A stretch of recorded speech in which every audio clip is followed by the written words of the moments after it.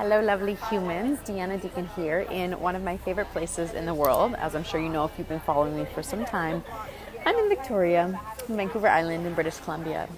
And it's sunny, it's beautiful, I'm by the water, I can smell the ocean. There's this crazy plant hanging out behind me, so that's fun.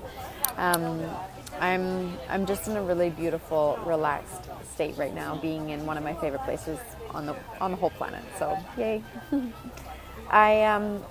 I've been working through something personally and really having a lot of fun with it. And it came up recently with one of my clients as well. And with the launch of the Business Goddess Mastermind starting on October 9th, which is a mastermind program for 3 months for soulful entrepreneurs, I thought this was a really great topic for me to come on live and share with you about.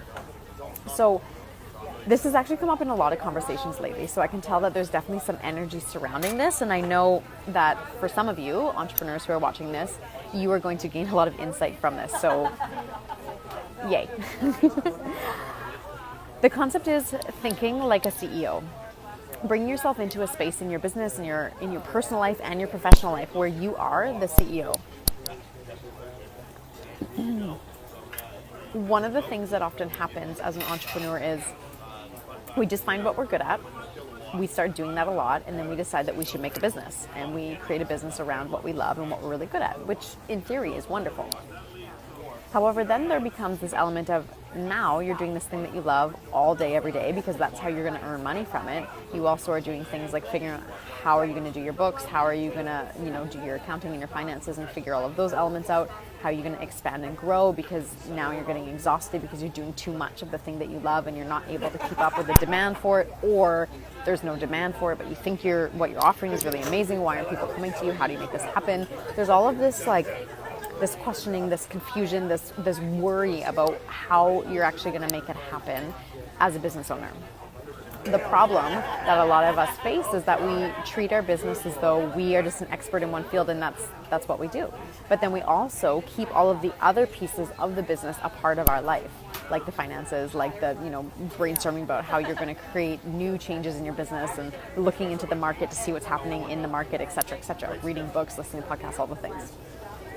So what I've been playing with recently, what came up with my client, and what a few conversations have been circled around is, how do you treat it as though you are the CEO? Because technically you are. If you're an entrepreneur, you are the CEO of your company, but where are you not allowing yourself to show up in that way?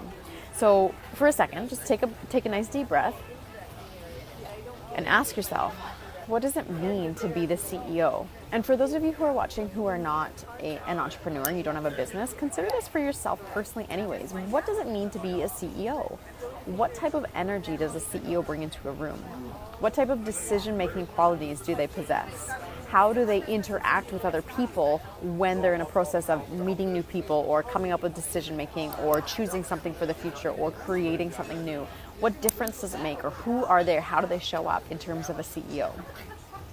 And now ask yourself where you're showing up in that capacity, if anywhere. A lot of us are, especially, I see this all the time, and I 100% was this person as well. When you start a business, it's kind of like, hi, I'm offering coaching, and I would really like to help you because I can see that I could be really helpful for you. It's only $200. Would that be okay? And this is the kind of energy that we bring into, perhaps a clarity call with someone if we're looking to bring on clients, or when we're trying to sell products. When it comes down to actually saying, hey, do you want to buy my products? I know you know that they're amazing. It becomes like, it costs this much, and there's this fee as well. And we're just really, really timid and shy about it because we're afraid, because it's uncomfortable. How would a CEO deal with that situation? If the CEO knew that the entire growth and expansion of the business rested within their energy, how would they show up differently? And if you stepped into that role, how would you show up differently? How would you ask someone to become your client? How would you ask someone if they want to buy the products? How would you ask someone to come and be your VA or do your finances or your accountant or whatever it might be?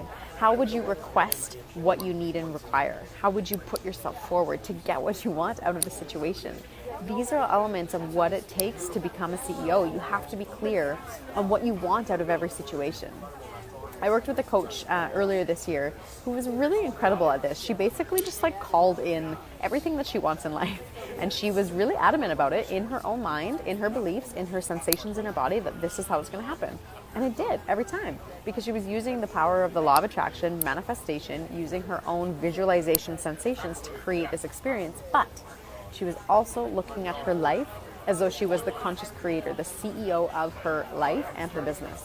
And that's how she welcomed all this in. And she's now traveling the world and doing all these things and making incredible amounts of money, classic. But what I want to bring forward to you is, in this moment right now, how could you choose to be a conscious creator or the CEO of your business or of your life, or both? What would it take? For me, today was the option of, do I come to this incredible location and do my coaching calls from here, or do I stay at my aunt's house where I know that I'm comfortable, I know the environment, I know what I have?